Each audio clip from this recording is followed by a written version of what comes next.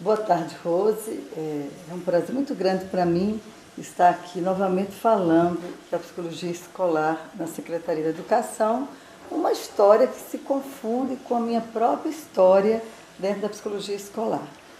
Na década de 80, quando teve um aumento considerável no acesso à educação básica e com isso também muitos casos de crianças com fracasso escolar e com dificuldades de aprendizagem, em 87 a Direção de Assistência Educando instituiu o que naquela época a gente chamava de atendimento psicopedagógico. E foi um marco na psicologia escolar voltada prioritariamente para o ensino regular. A experiência da psicologia escolar na secretaria é mais longa do que isso, mas ele era muito voltado apenas para o ensino especial e para a superdotação. A partir de 87, e eu estava lá nesse momento que começa então a se instituir ações de uma psicologia escolar, voltada para o ensino regular. Nós temos também muita produção teórica sobre esse serviço.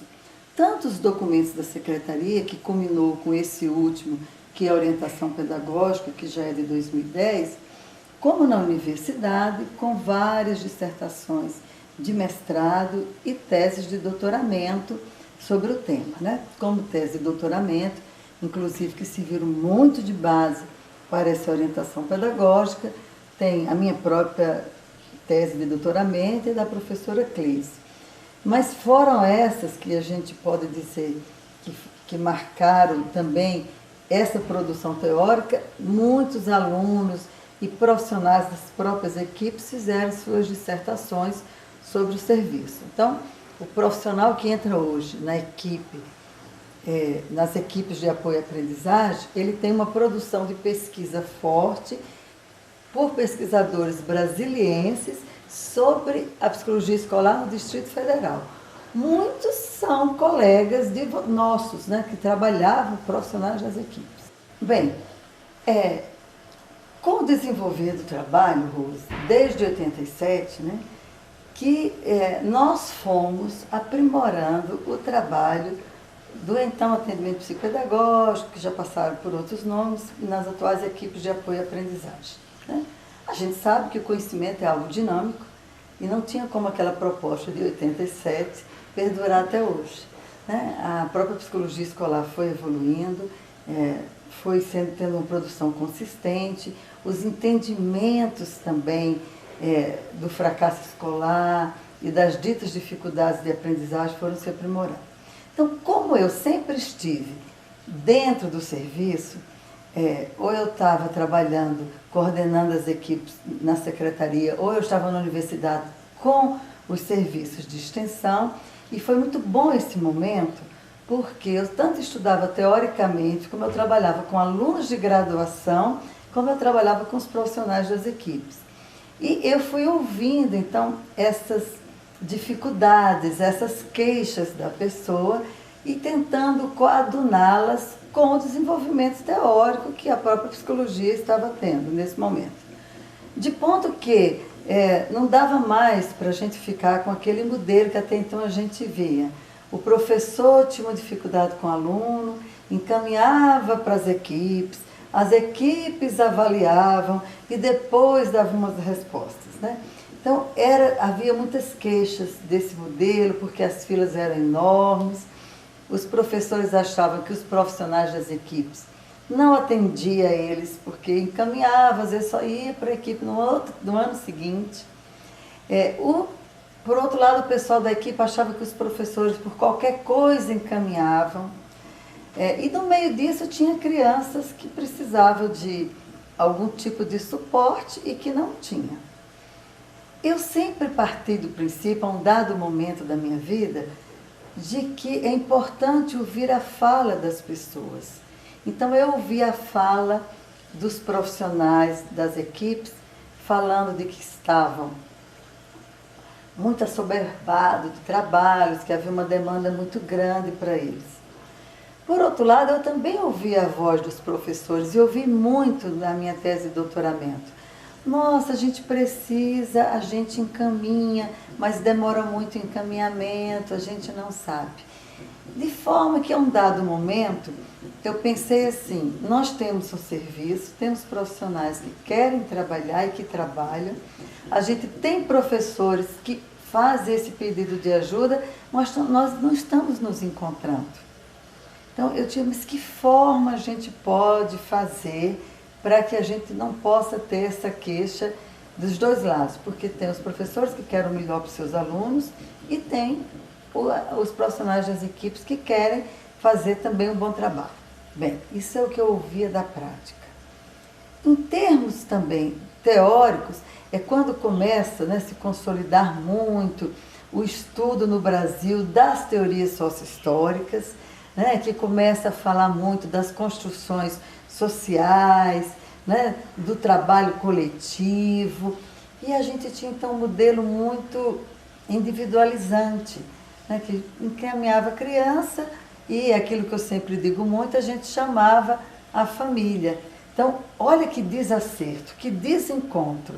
O professor que pedia ajuda e a gente não falava com ele.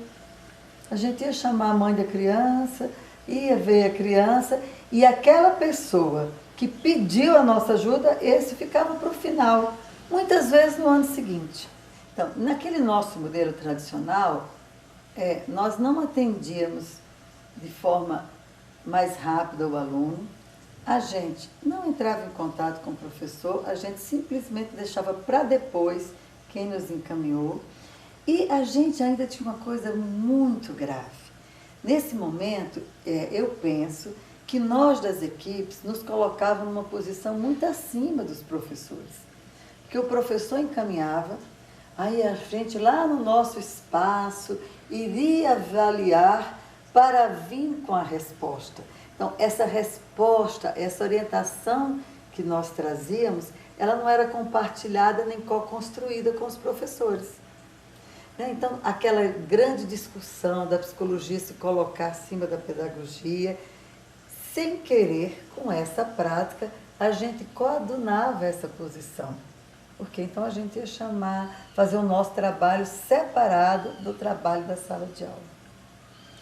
Uma outra coisa também, que tem muito a ver assim, com a queixa, eu pensava num modelo que prioritariamente pudesse ser uma resposta rápida, pudesse ser um trabalho institucional, pudesse ser um trabalho que considerasse o contexto, mas também, naqueles casos, e para mim são a minoria, quando eu acompanhei, não chegou a 25% dos encaminhados, mas aquela criança que precisasse de um atendimento, esse modelo também pudesse contemplar. Foi pensando nisso que, junto com minha tese de doutoramento e com o trabalho de extensão com os profissionais da equipe, nós montamos o primeiro modelo do PAIC, que tinha até 5 níveis de atendimento. Depois eu continuei pesquisando, eu sempre tinha meus alunos de graduação pesquisando e alguns profissionais das equipes, quando a gente viu que, na verdade, eram 3 níveis em que ocorria a intervenção do psicólogo escolar. Outra questão também, naquele modelo tradicional, é que, para mim, a gente está totalmente fora do foco. Porque qual é o foco? Qual é o objetivo da gente receber uma criança encaminhada para o professor? Para mim, esse objetivo é claro. É que essa criança possa retomar a sua aprendizagem. Ela possa se posicionar no papel do que aprende, né? E ela possa se posicionar como alguém que vai construir seu conhecimento junto com o professor. No modelo antigo, como a gente, ao receber a criança, ia fazer uma avaliação para depois fazer uma proposição de trabalho, veja, a gente retirava a criança do espaço onde ela deveria estar co-construindo o seu conhecimento. A gente esquecia um pouco o professor, esquecia um pouco o dia a dia da sala de aula e íamos ver aquela criança em separado. Isso também, para mim, era uma mostra de como esse modelo acreditava que as dificuldades estavam centradas no aluno. E aí eu ficava, mas como é que a gente diz que o sucesso escolar, as dificuldades de aprendizagem são co-construídas e na hora que nos encaminham a criança, eu não faço um co-atendimento? Né? Então, havia uma incoerência bem na teoria e na nossa prática. Apesar de dizer, não, a gente tudo vê o professor, mas a gente vê o professor de maneira muito secundária. Eu penso que nesse momento o foco da avaliação, ele era a avaliação em si. Porque se o foco fosse que essa criança retomasse o seu papel de aluno e pudesse então co-construir seu conhecimento, a gente não iria separá-lo do seu contexto maior, que é o professor, o que é que o professor tem a dizer sobre ele. Quando eu pensei o PAIC, né, eu pensei, não foi solitariamente, né? Eu estava sempre dando aquele curso de extensão no Laboratório de Psicologia Escolar aos profissionais das equipes.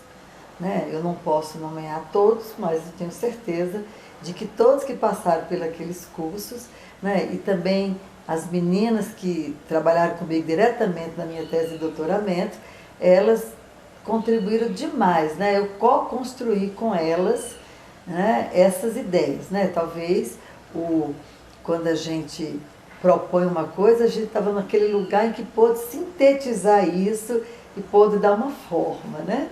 Mas isso não surgiu apenas de mim. Como você hoje está aqui me falando, já de outras formas, de como esse relatório já ajuda na avaliação das crianças.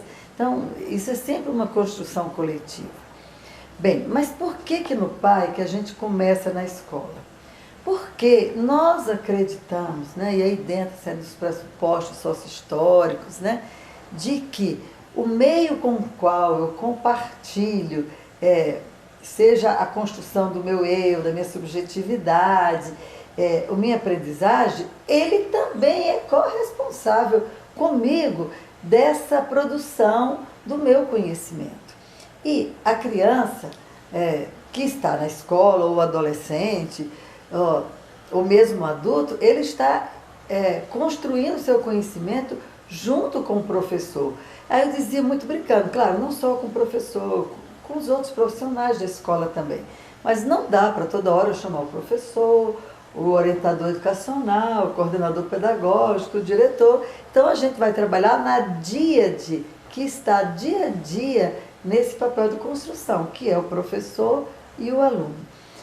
Mesmo fazendo aqui um parênteses, na educação à distância, mesmo, né, que hoje está muito em voga, principalmente no ensino superior, a gente percebe, e com a facilidade hoje da internet, que tem os momentos presenciais. Né? Eu estou lendo aquilo que aquele professor X escreveu e depois eu vou discutir com ele. Então, por isso que priorizo o professor. Né? Priorizo coisas importantíssimas, como, por exemplo, nesse encontro, saber a história escolar do aluno.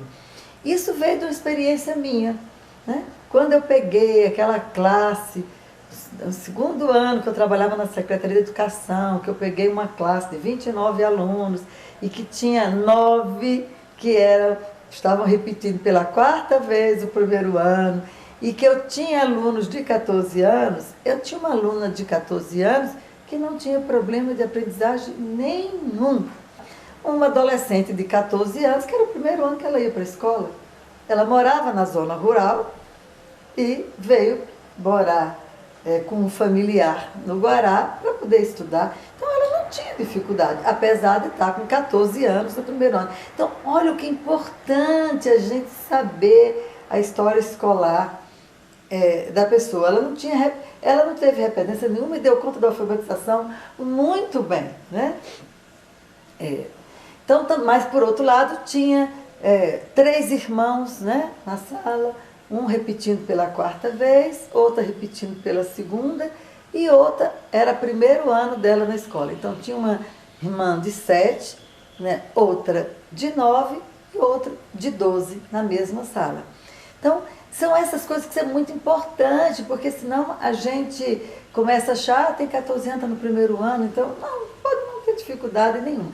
Eu estou dando esses exemplos porque foram vividos por mim, né? Eu tenho um carinho especial por esses alunos, eu me lembro do nome deles até hoje, de todos eles, né? Então, veja, isso é uma coisa importante. A gente vê também se essa criança, esse ano, não está passando por uma situação de extrema angústia, né? Então, tem angústias sociais, angústias econômicas, angústias, situações familiares graves, né? Como, por exemplo, uma doença paterna, materna do irmão, uma doença grave, que leva a óbito, a criança pequena se ressente muito disso.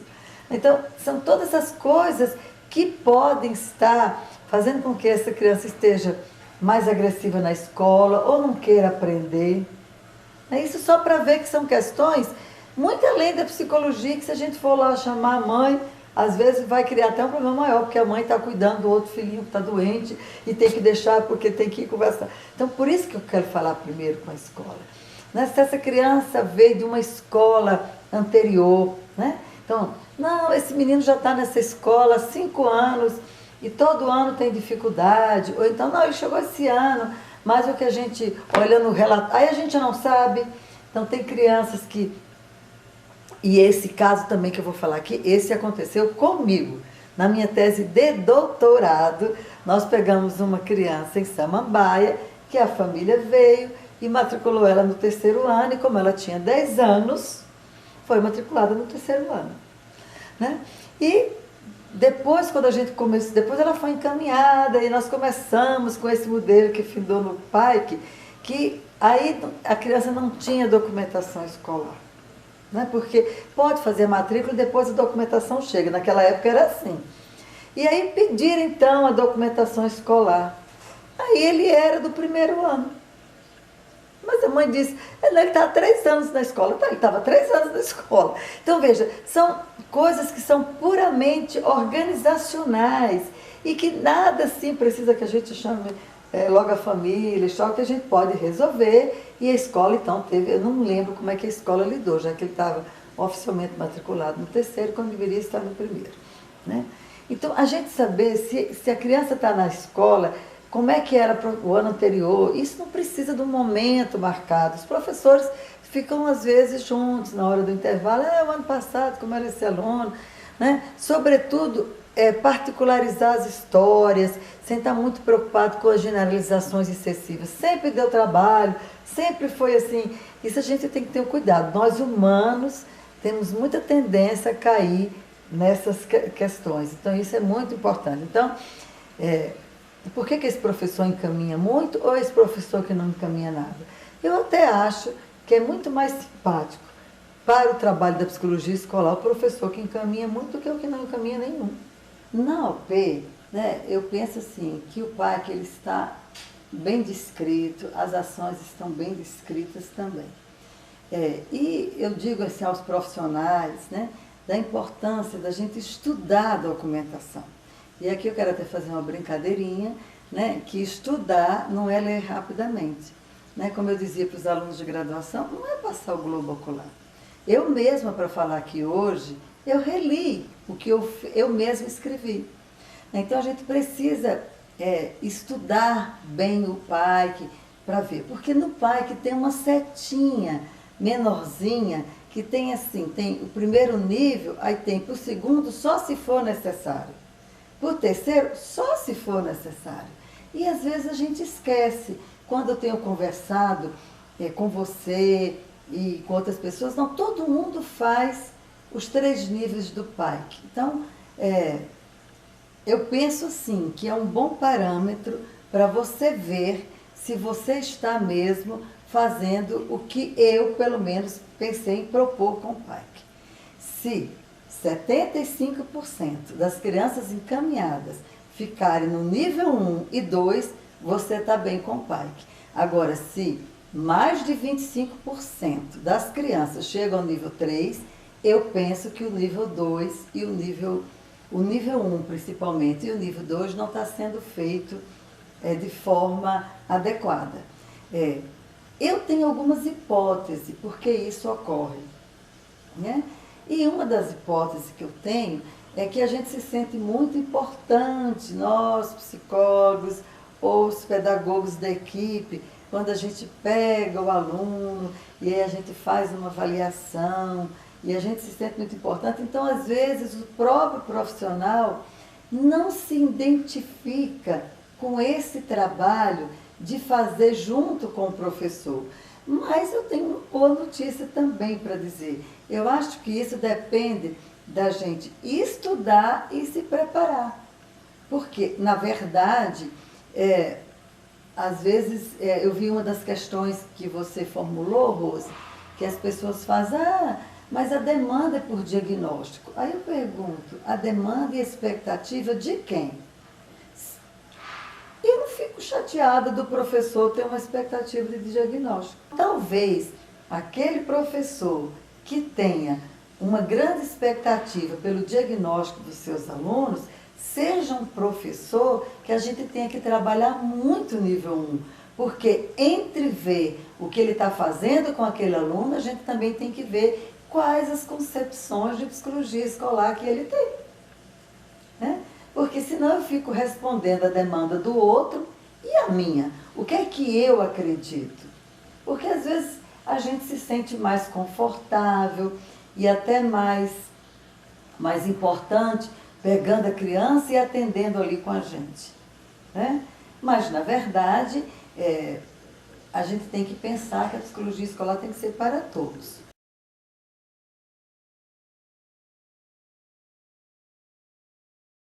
Bem, eu acho que essa diferença, primeiro, ela é meramente didática, mas tem um indicador muito claro sobre isso, que na assessoria do trabalho coletivo, o professor não demandou por nenhuma criança em específico. No PAIC, ele demandou por uma criança específica. E se a assessoria ao trabalho coletivo parte de uma discussão mais ampla, mas no processo da assessoria não é deixado de fazer alguns encontros, caso esse grupo do professor traga demandas específicas, o inverso ocorre com o PAIC. A gente parte de uma demanda específica, mas a gente quer discutir com o professor coisas que não sirvam só para aquele aluno, que sirvam para todos.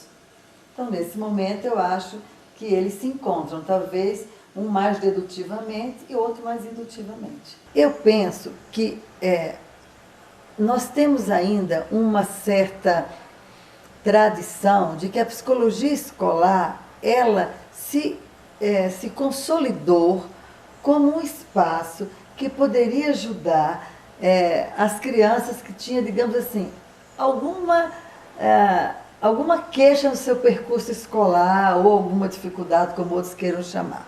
Mas a psicologia escolar é muito maior do que um trabalho apenas com crianças que têm dificuldades.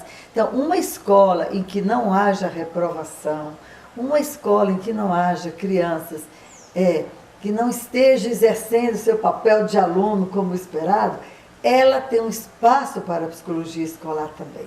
Eu costumava dizer que a psicologia escolar não pode sobreviver da falência do ensino. Então, quando a psicologia escolar só se ocupava das crianças que não estavam aprendendo, se ela ficasse nisso, ela teria apenas, ela estava trabalhando apenas com a falência do ensino. Não é isso. Então, a assessoria ao trabalho coletivo se diferencia também do PAIC. Por quê? Porque é uma proposta de trabalho, é um princípio teórico de que o trabalho na escola deve ser prioritariamente coletivo. É por isso que ele se diferencia do PAIC. No PAIC há demandas específicas, né? E esse acompanhamento, vamos lá, uma escola em que todas as crianças tenham bons resultados escolares. Mesmo assim, ninguém pode descuidar do acompanhamento do processo ensino-aprendizagem, porque a gente tem que acompanhar também como se está dando a apropriação do conhecimento dessas crianças, né? E estamos tendo que construir isso. Então, eu quero assim, deixar bem claro que a psicologia escolar, né, ela é bem maior do que apenas o trabalho com as queixas escolares. Bom? Porque senão ficava assim de primeiro. Tinha que o ensino falir, então uma escola onde não há problema de aprendizagem não podia ter psicologia escolar. Não, não é isso. Né? Não é verdade.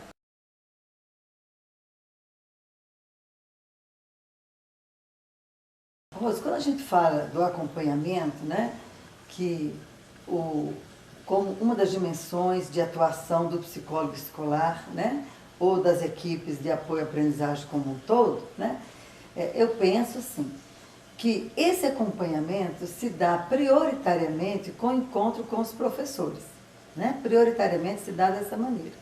E prioritariamente já é um espaço que se esses professores que estão nessa dimensão de acompanhamento, né, tiver demandas específicas por aluno, a gente pode caminhar, porque esse encontro com o professor, ele tanto poderia estar no acompanhamento, como poderia estar com as crianças que têm uma queixa, uma demanda específica. A diferença se daria porque no acompanhamento o psicólogo então se propõe a acompanhar o processo de ensino-aprendizagem como um todo e poder compartilhar com os professores conhecimentos específicos da ciência psicológica que possa ajudar aos seus alunos, né? Então, muitas vezes, assim, em termos didáticos, a gente divide, mas as coisas ocorrem de maneira bastante integrada. E nas diversas áreas de conhecimento mesmo, né? Seja na medicina, seja na pedagogia, na psicologia. Porque não dá para a gente também separar, né? Que é isso dessa maneira. Não dá para a gente ver agora, não, agora eu estou só fazendo pai, que eu acho que eu sou psicólogo escolar da Secretaria de Educação do Distrito Federal, tem como objetivo primeiro que possa com que esses alunos desenvolvam seus papéis e sua dimensão de aluno, daquele que aprende, né? Algumas vezes eu tenho ações muito mais coletivas, às vezes eu tenho ações mais pontuais, né? E mesmo quando eu tenho ações pontuais, eu não vou imediatamente pegar o aluno, eu vou sempre partir primeiro do coletivo. Até porque, gente, uma das questões que é muito feita o que é a diferença entre queixa escolar, dificuldade de aprendizagem, fracasso escolar. Você vê, sobre o fracasso escolar, tem muita coisa publicada e coisas assim. Eu penso que as publicações até já passaram desse período. Porque é claro que a gente vê que o fracasso escolar acontece mais num tipo de escola do que em outro, num tipo de condições do que em outra. E a gente sabe que parte do fracasso escolar não é culpa só do aluno, né? Não estou dizendo que não existe fracasso escolar que não seja culpa do aluno, mas é culpa de uma coisa muito maior, né? Esse fracasso escolar. Aí, como não dava para sustentar essa tese de que o aluno que não é inteligente, de que o aluno que não tem desenvolvimento cognitivo tal, começou-se a se falar de dificuldades de aprendizagem. Então, esse aluno não é que ele não tem nenhum problema com ele, mas ele tem dificuldades de aprendizagem. E por que eu trabalho com o termo de queixa escolar? Porque eu não sei nem se dificuldades de aprendizagem os alunos têm. A gente tem uma queixa. Alguém se queixa, o professor diz assim, olha, eu estou dando aula e esse aluno não está aprendendo, eu estou dando aula e ele não está interessado. Então, o termo queixa é para tirar de vez que esse processo de não aprendizagem está centrado somente no aluno. Não estou dizendo que não sou também das posições apenas sociais, que acha que está só no ambiente social. Não. Né? Mas não está somente no aluno. Então, a gente tem que ir e fazer o trabalho maior, que é o trabalho como professor. Por quê? Hoje, nós estamos agora em 2016, ninguém fala mais, mas quando eu fiz a escola normal, eu conto isso e é verdade. Eu, com 17 anos, fazendo o terceiro ano da escola normal, no Rio Grande do Norte, nós aprendíamos a fazer teste de inteligência para saber quais crianças tinham capacidade de ir para o primeiro ano ou não. Então você vê, era uma concepção daquela época, você tinha que ter um desenvolvimento tal para poder aprender tais coisas. E hoje em dia a gente pensa exatamente o contrário. A aprendizagem vai puxando esse desenvolvimento. E eu vejo isso como atualizações históricas, como atualizações da própria teoria, como a própria experiência, não é?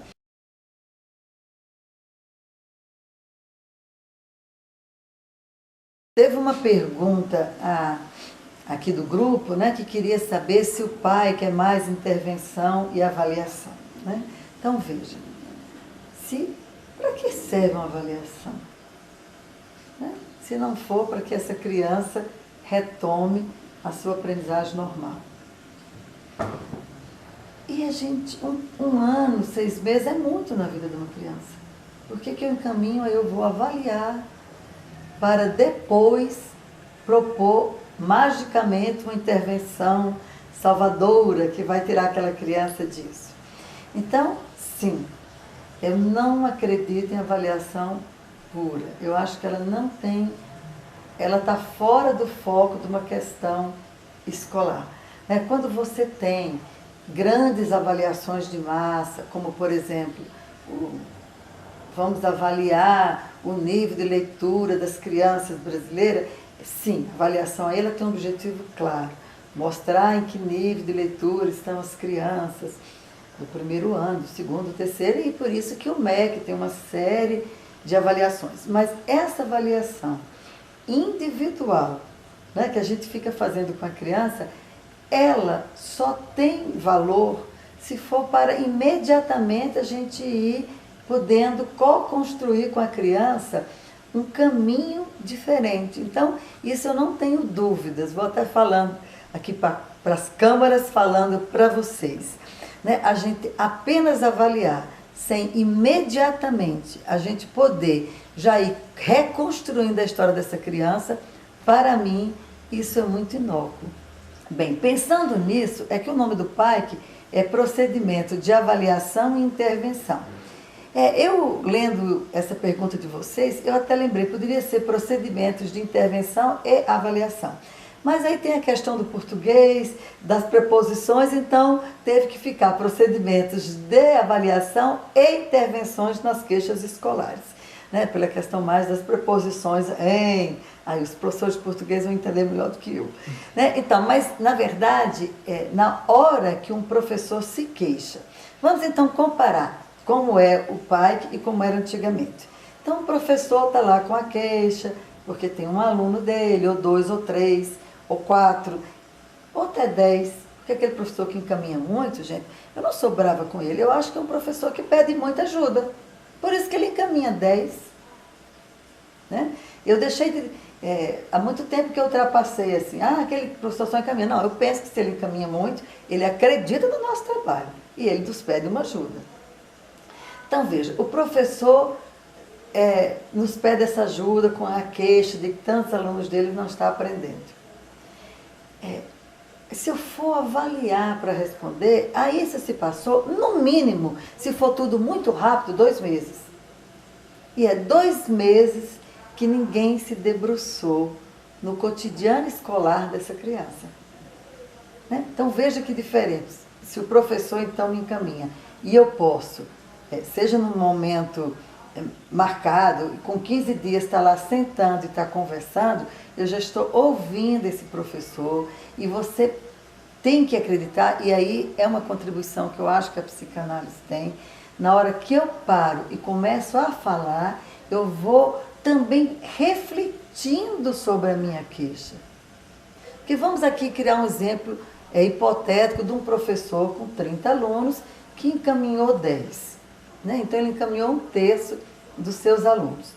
E nós, como bons profissionais das equipes de apoio à aprendizagem, ao receber 10 encaminhamentos do mesmo professor, a gente já imagina assim, nossa, esse professor está precisando muito da nossa ajuda. Ele já encaminhou 10. Né? Então eu vou lá me sentar com ele e vou perguntar para os 10, vou saber como é que a turma dele foi formada e vou sem nenhum julgamento prévio.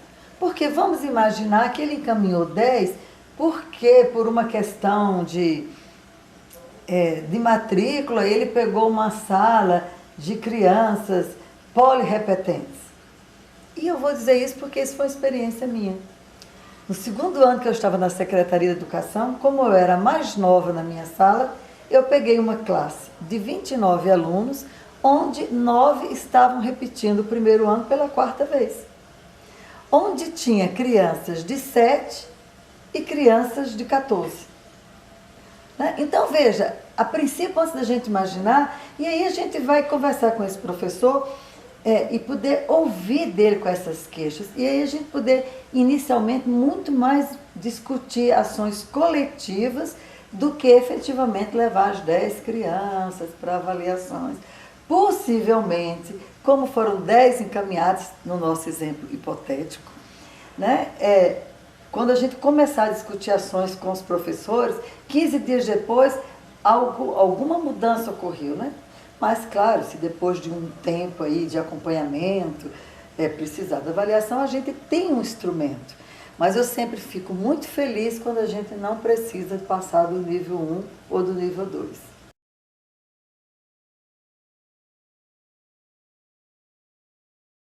O que eu tenho a dizer para vocês, assim, é que a gente tem que ler bastante os documentos e a gente tem que ter muita clareza do que eu acredito. Eu não acredito que a gente faça nada bem se aquilo que a gente está fazendo eu não acredito. Então, eu vou dar um exemplo. Se eu penso que a melhor psicologia escolar é eu sentar, avaliar a criança individualmente e fazer um trabalho com ela, eu penso que o primeiro trabalho que essa pessoa hipotética teria que fazer quando fosse para a equipe é estudar suas próprias concepções. Porque se eu não acredito que eu posso, como professor, co-construir, eu não vou ter a ênfase necessária, eu nem vou dedicar a ela um esforço necessário para isso, né? Eu costumo dar um exemplo bem fora do trabalho de psicologia para ficar claro. Por que nós vacinamos nossas crianças? Porque nós acreditamos que a vacina é o melhor meio de prevenir as doenças. Não é porque o governo obriga, né? Então, por quê? Se a gente não acreditasse, talvez no dia da vacina a gente arranjasse um compromisso, uma viagem, né? Mas, então, se eu não acredito nessa proposta, eu acho que a gente tem que ver um pouco as suas concepções. Bem, é um pouco o que eu penso.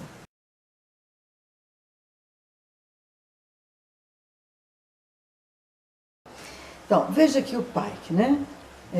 E ele tem 3 dimensões, né?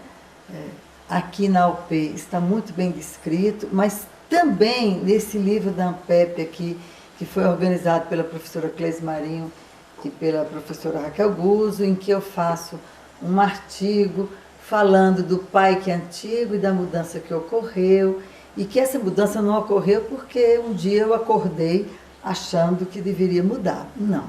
Foi ouvindo os profissionais que trabalhavam com esse modelo que nós fomos propondo uma atualização, né? Então, quando o Pike diz que o primeiro trabalho é com a escola, ele tem, então, 3 dimensões de trabalho, que é a escola, a família e o aluno. E ninguém pode esquecer dessa setinha cinza aqui, que está mostrando a passagem de um nível para outro é só se necessário. Né? Ficaremos muito felizes no dia que só precisar da primeira dimensão, que é com a escola. Eu penso que uma ótima forma da gente estudar o Pike seria mesmo pegar aqui a OP, né? Nas páginas que tem o Pike, que tem as proposições de procedimentos, e já pensou se a gente lê num grupo, então esse procedimento, conhecer a história escolar do aluno, por exemplo. E o grupo de estudar, como é que você faz isso, como é que você faz isso, porque essa é sem dúvida uma proposição do Pike. Não foi hora nenhuma nosso interesse determinar como cada pessoa desenvolve aquele procedimento. Até porque eu não acredito nisso. Cada pessoa tem seu jeito. Não adianta eu dizer, entrevista com o professor começando por dados pessoais. Não, então cada pessoa tem seu jeito. Tem alguém mais espontâneo, tem alguém mais formal, né? Tem alguém que tem uma capacidade de falar de assuntos diversos para poder fazer uma boa introdução. Mas então seria legal da gente ler cada uma dessas dimensões e ver como cada um está fazendo. E aí a pessoa poderia fazer para si mesmo, dentro do que, vamos pegar o exemplo, estudo da história escolar do aluno, quais os procedimentos que ela tem mais usado? Ela usa, então, primeiro ir na secretaria e pegar e ler a documentação do aluno, ou então vai primeiro conversar com o professor e pergunta, você já leu a documentação dele? Esse aluno tem documentação? De que escola ele veio? Né? Então, isso eu acho que seria muito interessante, mas assim, é a gente se debruçar, estudar e ver a forma que cada um está desenvolvendo, porque se a gente for ler aqui na UP, não é uma coisa objetiva. Pergunte isso ao professor. A gente fala inteirar-se das propostas pedagógicas já desenvolvidas por esse professor. Como é que eu me inteiro disso? Eu chego lá e pergunto, o que é que você já fez? Ou eu digo assim, então pega o caderno dele e vamos ver como é que é a atividade. Então, existem várias formas de fazer isso. Muito obrigada a vocês e eu espero encontrá-lo tendo feito outros trabalhos e que, se a gente puder, que desse grupo saia alguém que possa daqui a um tempo estar então acrescentando novas utilizações do PAIC. Eu ficarei muito feliz.